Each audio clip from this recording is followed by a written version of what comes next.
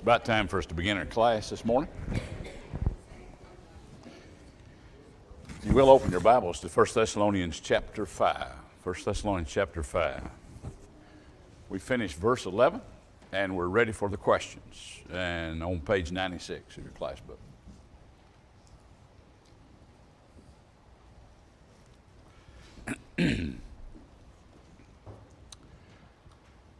Before we begin this morning, let's go to God in prayer. Let's remember those of our number who are sick.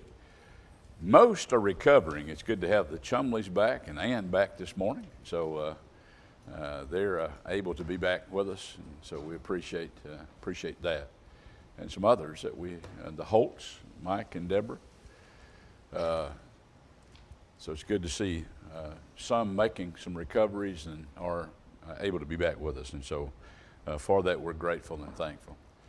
At least in this second go-around, nobody's had to be in the hospital as far as I know. And so that's a good thing. It's not good when you're sick, I'm going to tell you. I don't care how sick you are, but it's no fun being sick. And COVID is a pretty tough virus to deal with. And so a lot harder on some than it is on others. I don't think they've got all that just quite figured out yet, but at least they've got some things out now that's helping some with that, and for that, as I said, we're grateful and thankful.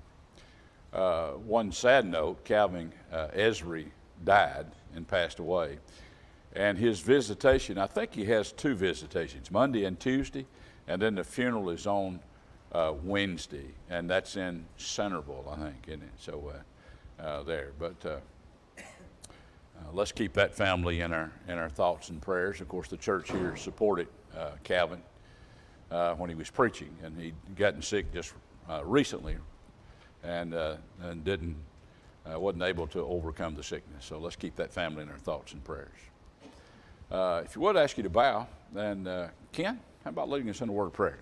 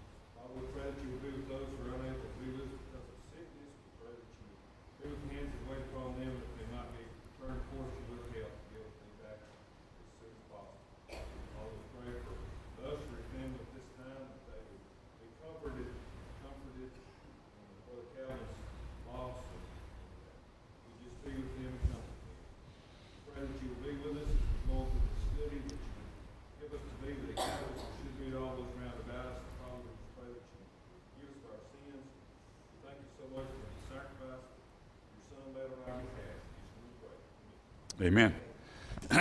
All right, we're ready for the questions on page 96. Did anybody have any questions over those first 11 verses before we get to that? I'm sorry? Oh, okay. Thank you.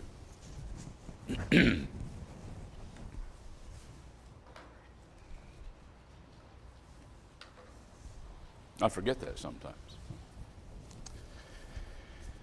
All right, verse 1. What did Paul tell us who are of the day to put on?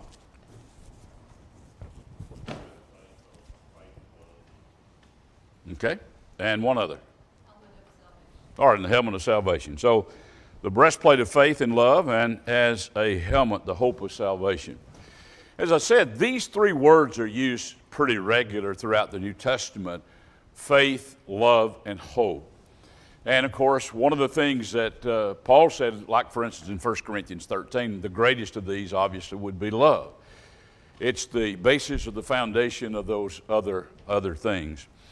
But Joe made the observation, and I think this is a really good observation, just like the breastplate or the helmet, you know, it's not going to do you any good unless you put it on. And you're the one that has to put it on. God supplies it, but we're the ones that have to clothe ourselves with those things and with to help us to conquer and overcome the trials of Satan itself. And life, it's just life in general. It's what we certainly need to be strong and to be faithful and loyal to the Lord. All right, of what did Paul have no need to write to the Thessalonians?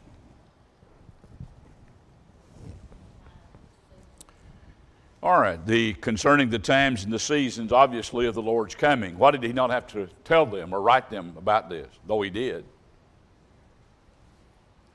Why did he not have to write and tell them that? Yeah, they already knew. He'd already, obviously, at some point in some time, told them about these things. You know, and I think that's part of preaching the gospel, obviously, is preaching about the second coming of the Lord, isn't it? And so that we'll be prepared if that does happen or if that does occur. Or even if death comes. Death can come at any time. I mean, you don't have to be old to die. You can die young. And a lot of people obviously have, but we have to make preparation for that time. Wouldn't it be foolish if we didn't make preparation for the coming of the Lord? How foolish would that be? You know, you're going to fool around and lose the only thing that you have that would be of any value, your soul, if you're unprepared. And so we have to make sure that we're prepared for when that time comes, because obviously we don't know that. The day of the Lord comes as what? All right, a thief in the night. You know, a thief is not going to write you and tell you, well, I'll be there tomorrow night. You know, if he wrote and told you that, what would you do? Yeah, you'd be ready.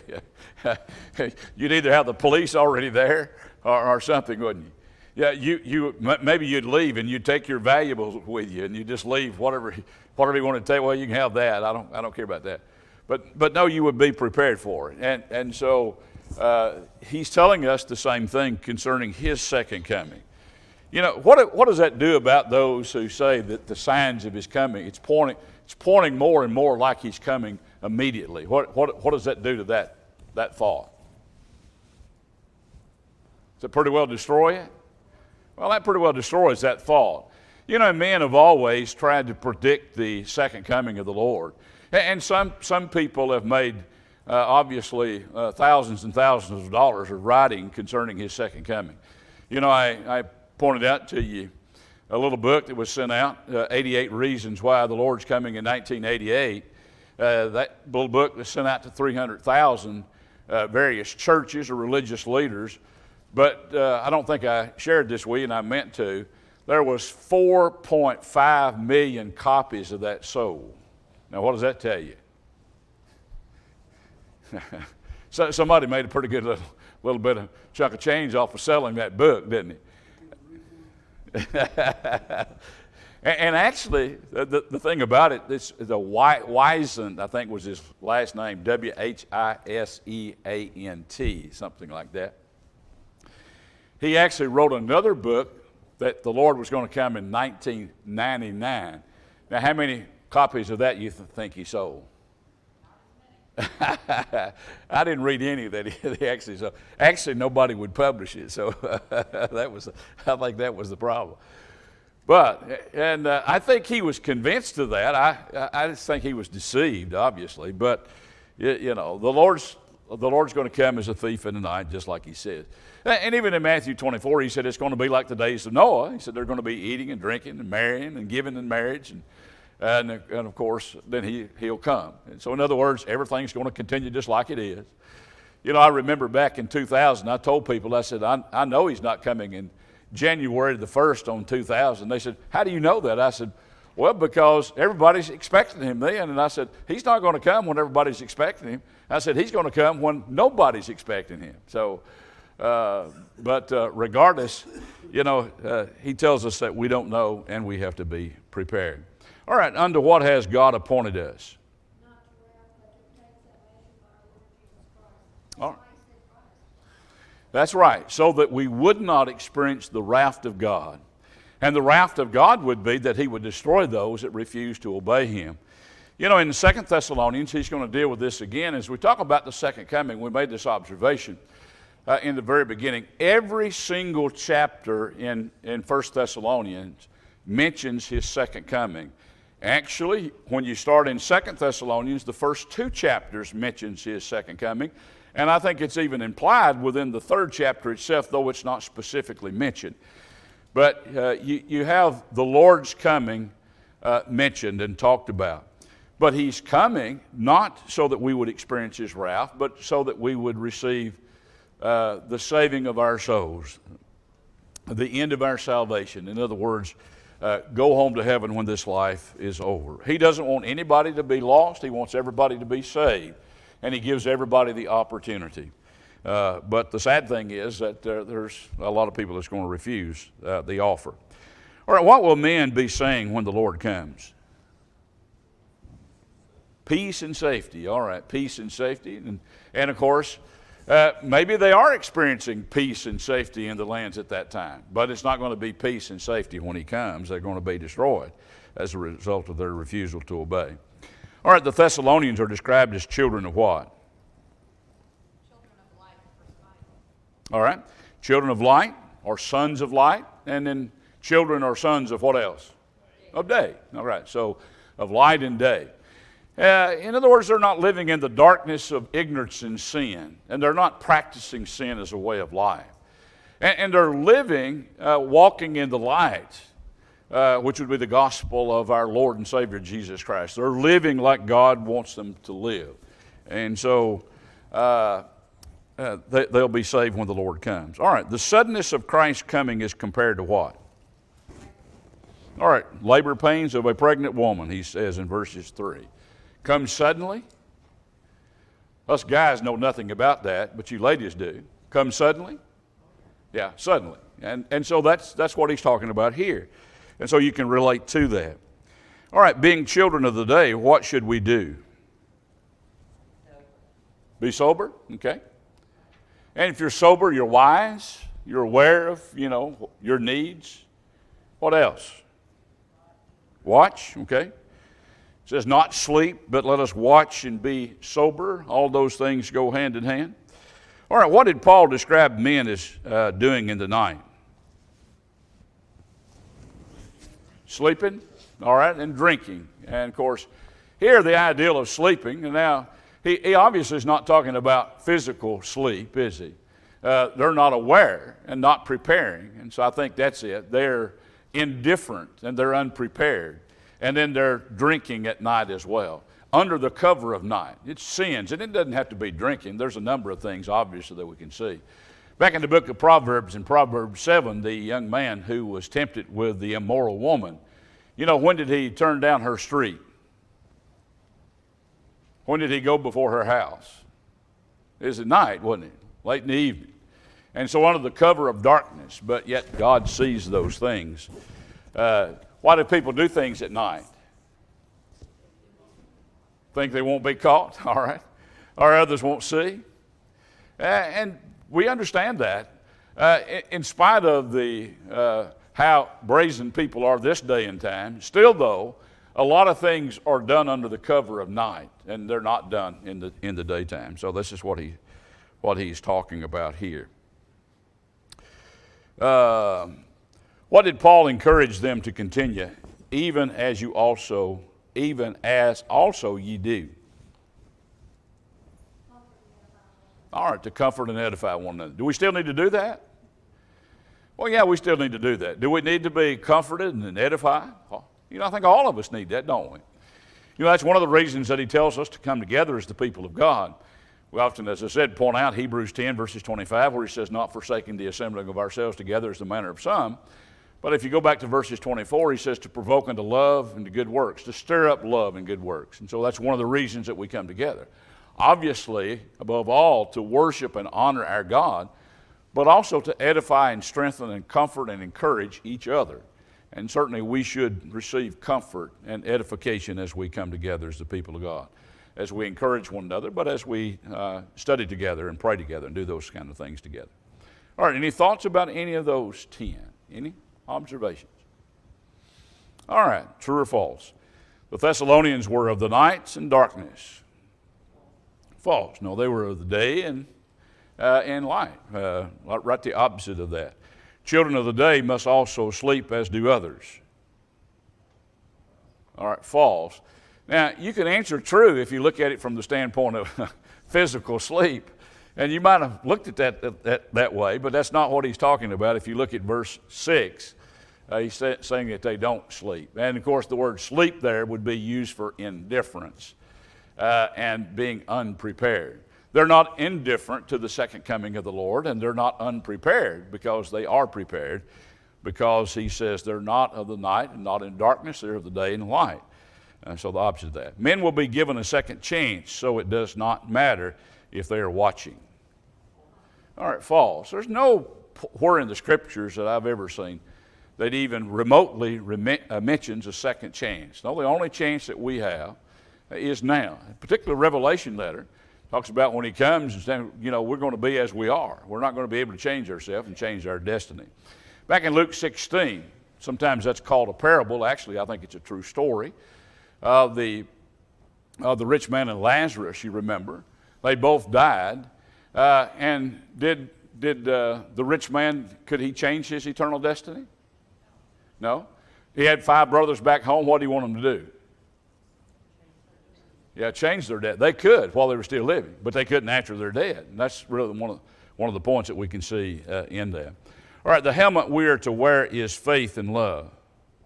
False. It's hope, isn't it? And that's the helmet. All right, God has appointed us to wrath so we may realize the need of salvation. False. No.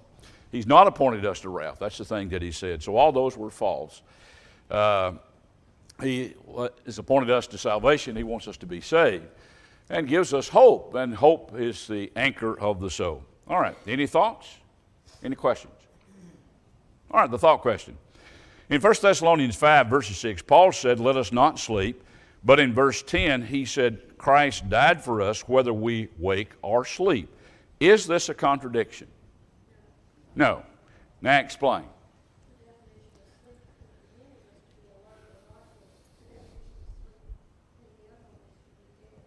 All right. And so it's according to, you have to look at to see the definition of the word itself and how it's used within the text.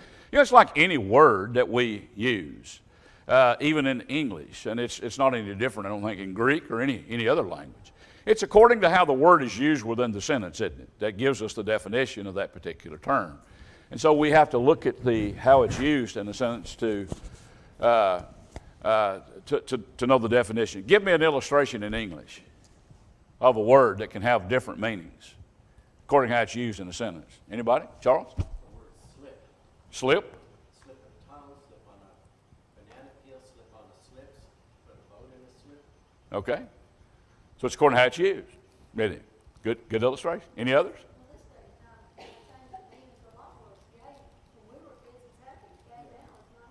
Right? Has totally, well, yeah, it still could be. Yeah. It has a totally different meaning. And it's according to how it's used within the text itself, and obviously that's the case. I always think about resume or resume. Even how you say it, it's according to how it's used in the sentence itself. And there's different things like that. And it's no difference in Greek. I mean, you tell how the definition of it by how it's used within the sentence itself. So, any others? Anybody else? Tony? I didn't hear what everybody else said, but there's all kinds of Yeah. gay and grass and grass can mean marijuana. Yeah, that's true. That's true. And it's kind of strange how a word can change its meaning from what it originally meant, much like what Sue was talking about there. And certainly that's the case. And what things represent even. I mean, they can change totally what they represent. That's for sure. All right. Now then, as we look at this, of course, there are different definitions in each place. It says in verses 6, it's to yield to being lazy or indifferent. And then in verses 10, it meant physical death. And so they're not contradictory terms. You see, you have to look and see how they're used within the text itself. So, that's the difference. And no, they do not contradict. All right, any thoughts about Don? Mm-hmm.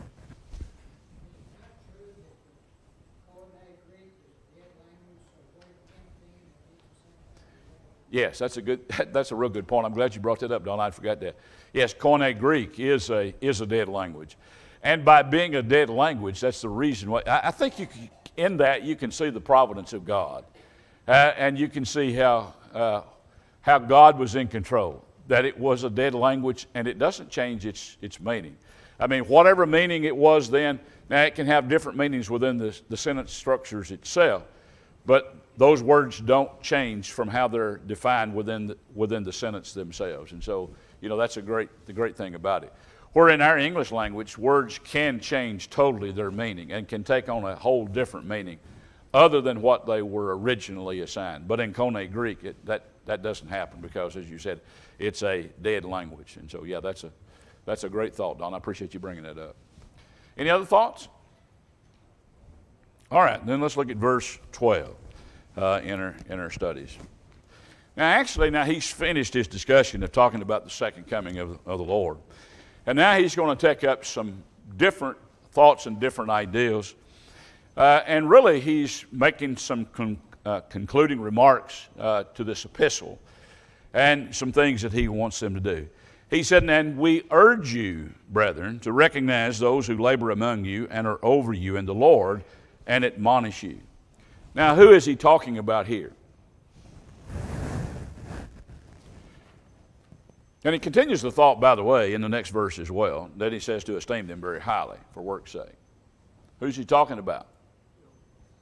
Elders, okay. You have some, it's interesting as you look at some commentaries, and certainly commentaries are not our final authority for anything. But it's kind of interesting how some commentaries and some people have viewed these through the years. There are those who would contend that he's not talking about elders at all. But to me, the words that he uses here would be a clear indication that that's exactly who he's talking about, because they are the ones who are over us. They take the oversight of the church. And they are the ones, as he says here, that are among us and are over you in the Lord, and they admonish us as well. That doesn't mean that we as individuals can't do those kind of things. We're not over anybody. I'm not over anybody as a gospel preacher. The elders are over me. They're my overseers just like they're your overseers. They ask me to do certain things, and they have every right to ask me to do those things. They ask me sometimes to deal with certain subjects or certain sermons, and they have every right to do that. And I appreciate them doing that. But like I said, I'm not over anybody, and I don't think all of us as members, we're not over anybody, but it's the elders that are over people. They're the overseers of the congregations. They're the bishops. They're the shepherds. They're the ones that tend, feed, and care for the flock. And so he says, I want you to recognize them. So, Charles, go ahead. Well, then who do they say that this applies to? Just generally to everybody. So, and which doesn't make any sense. So, but it's strange how people take positions like that, and it's positions really that are indefensible. You can't defend those positions. I mean, particularly as you look at the words and see what the words themselves mean. So, but I think this is exactly who he's talking about. Now then, there's at least three things that he says here. They labor among you, they are over you, and those who admonish you. There's three things that they do. And we're to recognize. If you recognize somebody, what do?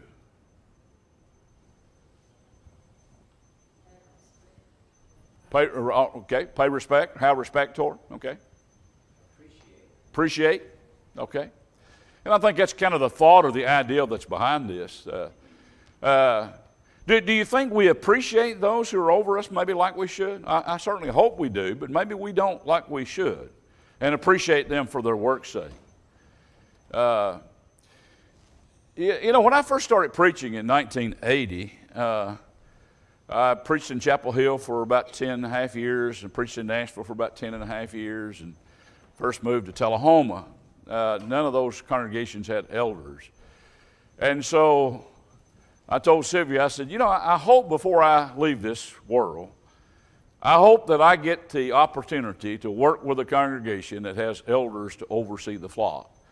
And thankful that I was able to do that. We were able to appoint elders at Tullahoma while I was there.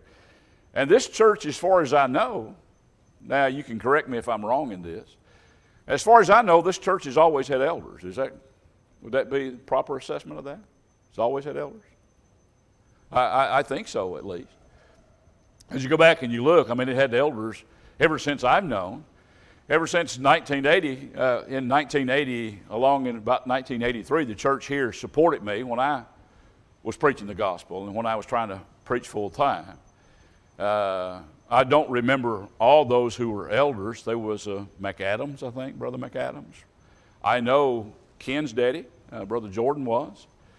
And I know Brother Marvin Andrews was. And Brother Andrews is the one that I had more contact with than the others, I suppose. But as far as I know, they've always had elders. Is that true, Mac?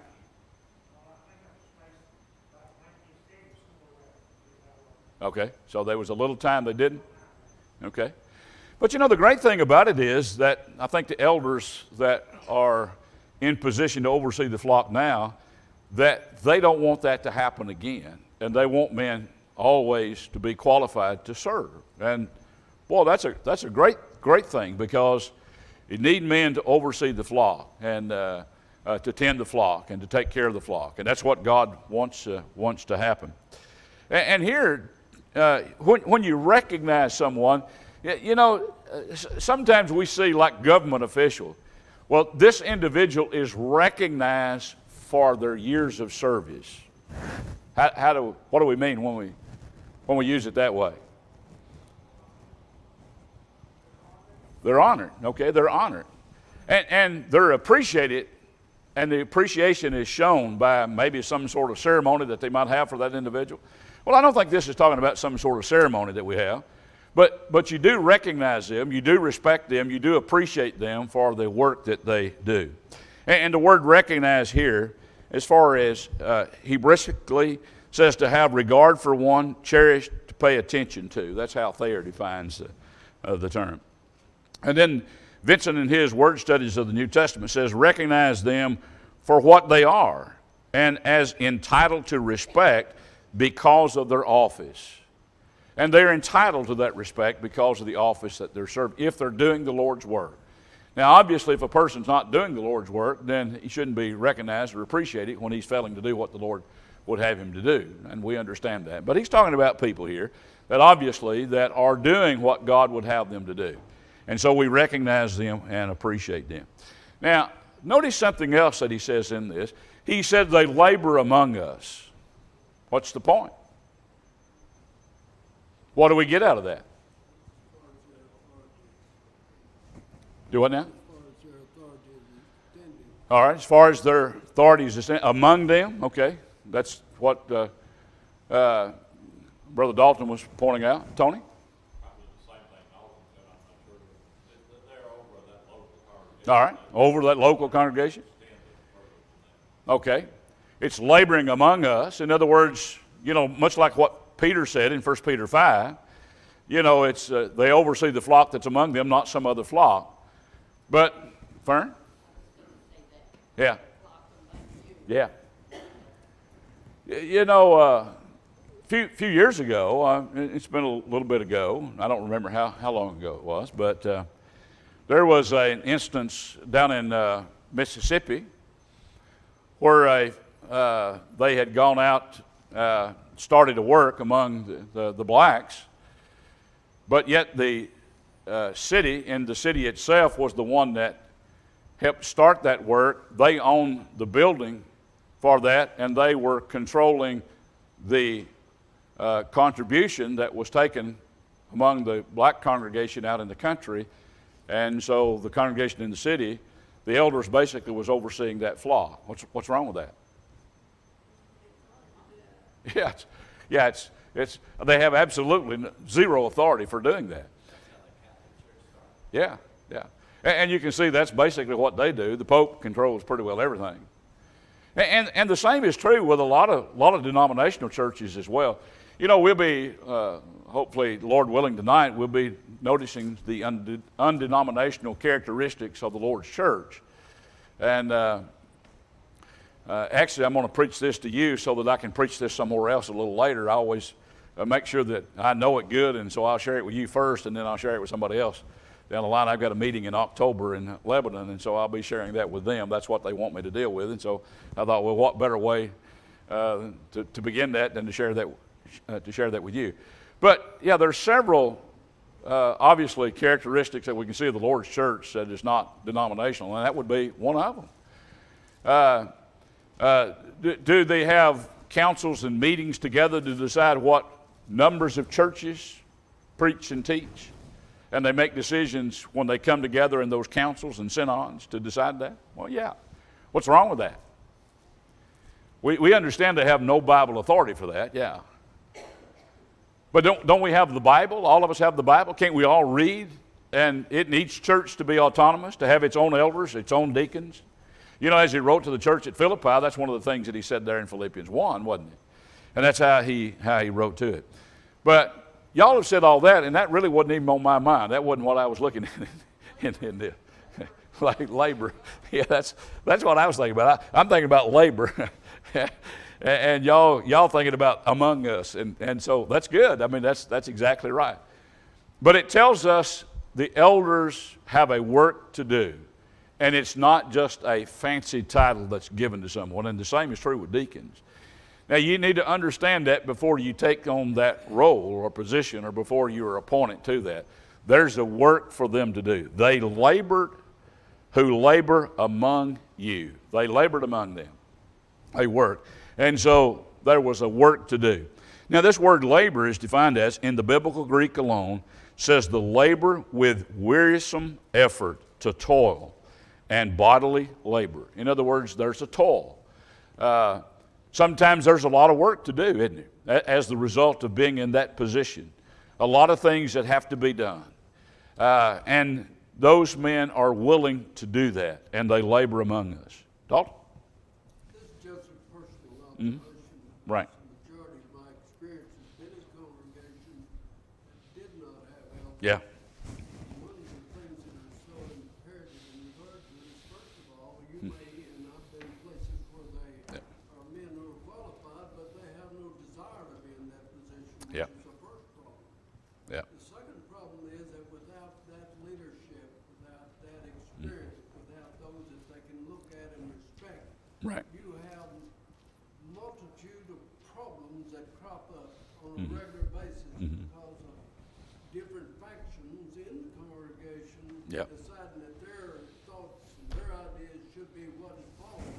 And it does nothing but slow down the work, create dissension, and sometimes I've been in a situation where it has actually split the church. Yeah. I don't know if y'all heard what Dalton said. Of course, two things that he dealt with there was the fact that sometimes in congregations, and he's worked mostly with congregations that didn't have elders, and so had I for a long time, and having men that would be qualified and yet they had no desire to serve, and which is sad. If they're men qualified, then they ought to want to serve and be willing to serve. But you can't force people to serve when they don't want to. And then the other issue that he was talking about there was the fact of congregations that do not have elders and overseers is all the problems that are created as a result of not having spiritual men to lead the flock, because you have men sometimes in a business meeting setting making decisions that are no more spiritually minded than a child sometimes, it's sad to say. And it can create all kinds of problems. And I'll say this from personal experience, that the congregation will make the preacher an elder whether he wants to be or not. Now that's just the facts of the matter. And if you're most are like me, and I'm sure Dalton probably like me, I didn't want that. But sometimes you're forced to do that. I mean, if the work gets done, sometimes the preacher is the one that has to do it. And he has to initiate the process of anything, of getting some things done. And as I said, most of us don't want that. And I can't speak for everybody, but I can speak for myself. I know I never did want that, and I never did want to be in that position. Just like, I was, my name was brought up in being an elder in Tullahoma, and I said, nope. I said, I have absolutely no desire to be an elder. And of course, the one children thing came up, and I said, no problem with that with me. I said, because I don't want to serve anyway. I said, I just want to preach, and that's all I want to do. That's all I've ever wanted to do. and not to be the overseer. Now, I'm glad to submit myself under the leadership of the elders and to serve God. So yeah, and of course that's one of the things that we have to make sure that we recognize and do, recognize the need for an eldership. Any other thoughts about this, Joe? Mm-hmm.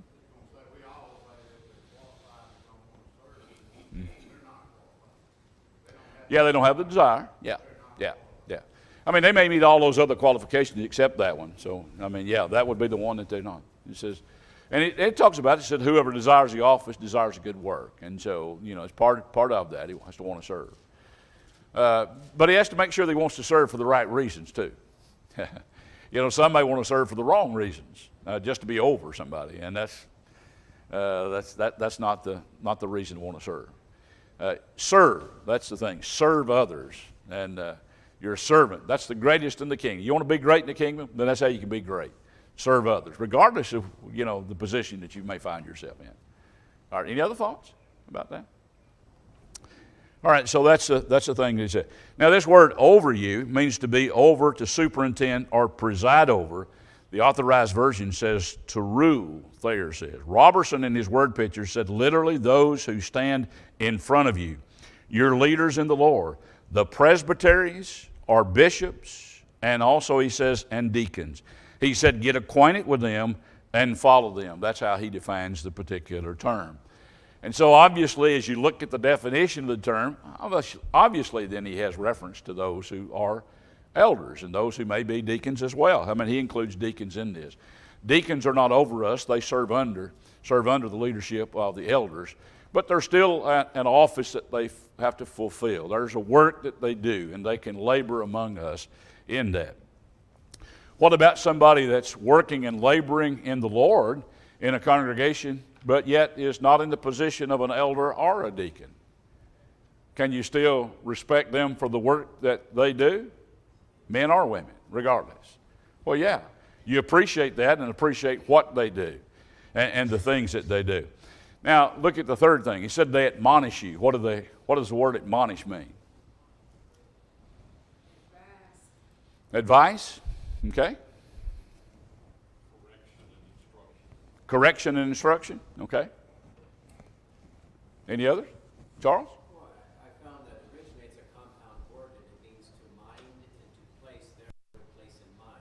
Okay. Therefore instruction, admonishment, or anything. It's just their responsibility to place the truth within our mind. And that's actually how the word itself is defined. It's to put in mind is how it's defined. To admonish, to warn, and to exhort. So that's how Thayer defines it. So you put them in mind of what God would have them to do and how God wants them to live. And then to exhort and to encourage as well. And so all of those things are involved when we're talking about admonishing others. Some people just has an ability to do that. They have an ability to encourage. And they can reprove and rebuke you, and you never hardly realize that you've been reproved and rebuked. I mean, you get the point, but they do it in such a kind, loving, and caring way because they care about you. They want you to be saved. And that's the kind of person that has a great impact and a great influence upon others, I think. People that, first of all, show their love for others. That's one of the reasons that we're to have that faith, hope, and love in our lives is because of that. Love of the souls of individuals and that we care about them very, very deeply. That's how we should. All right. Any questions about verse 12? Charles? Huh? Well, not a question, but I was looking at the word request, but we request of you. Uh-huh. So he's not relying on his apostolic authority for this. Yeah. But Strong suggested that this word is sometimes used when one has a higher position over another. In other words, there's a difference between making a child making a request and our boss making a request. Yeah. So this was more like the boss making a request. It's a request, but he carries authority. Yeah. And it does. It has apostolic authority, isn't it, as he speaks by inspiration. But he many times pleads with them as, just like he would want people to ask him and to plead with him, I think. The golden rule comes into play in the way we approach people. We approach and deal with people like we want to be approached and dealt with ourselves. And so I think that's a good thought. All right, any other? All right, verse 13, and to esteem them very highly in love for their work's sake, and be at peace among yourselves. What does it mean to esteem them very highly?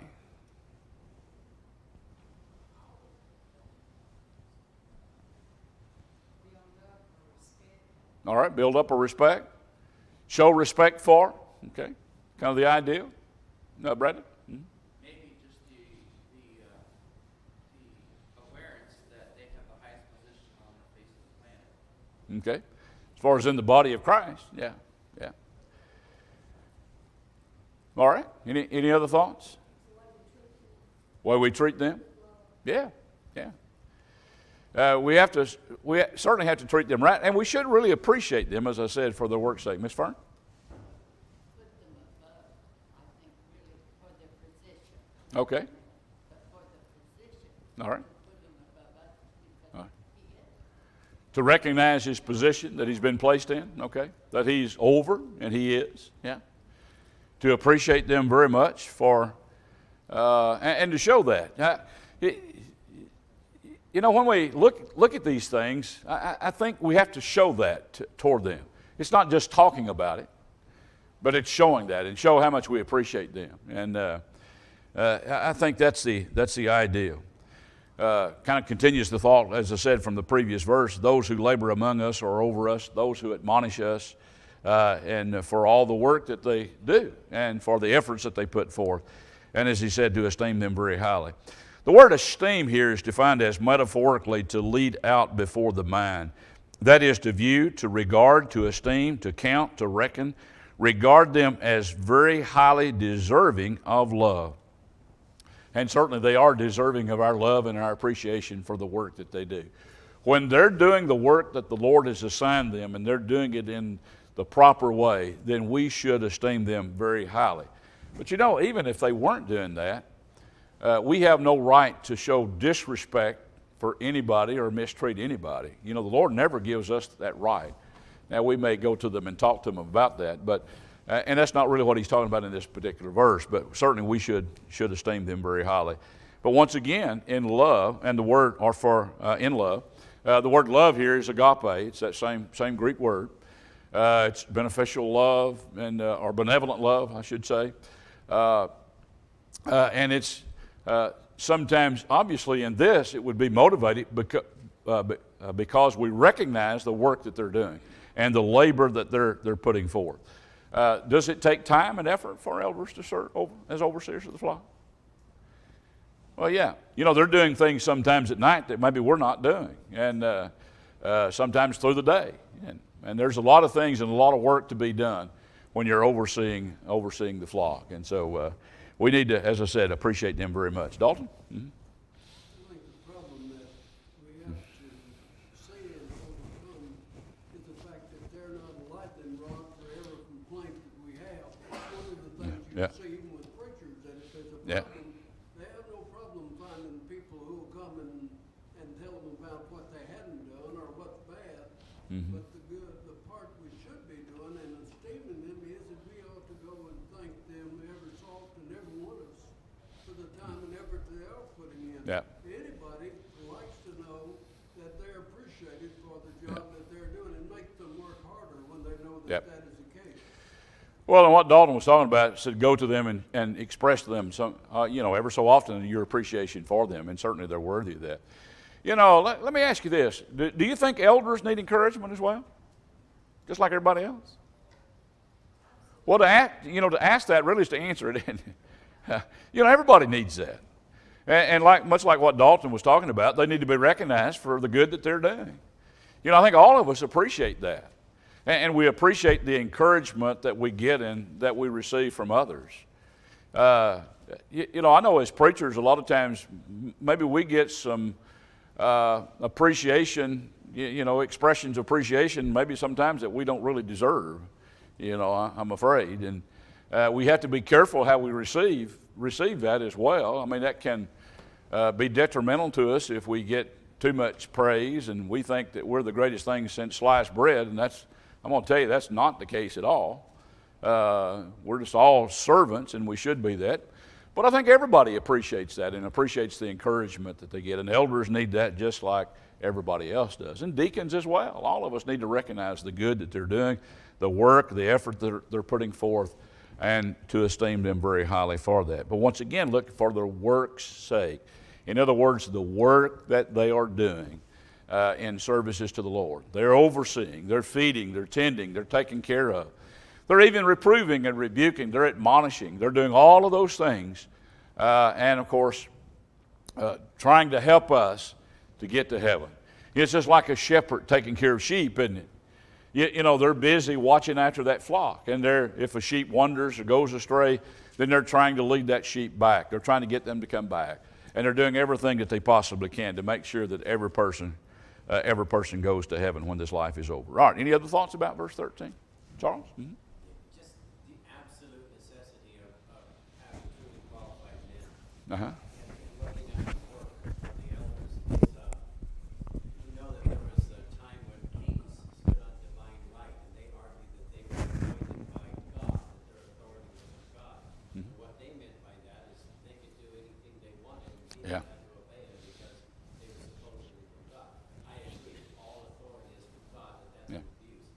With elders, by the authority of Jesus Christ, Yeah. concerning the three titles, these men are put over the local congregation, and that is a very awesome work and responsibility, and they need to be respected because of the position, the work that they do. And two, you're talking about a king or whatever. An elder has to recognize the fact that he has a shepherd that he has to answer to, and that's Jesus Christ.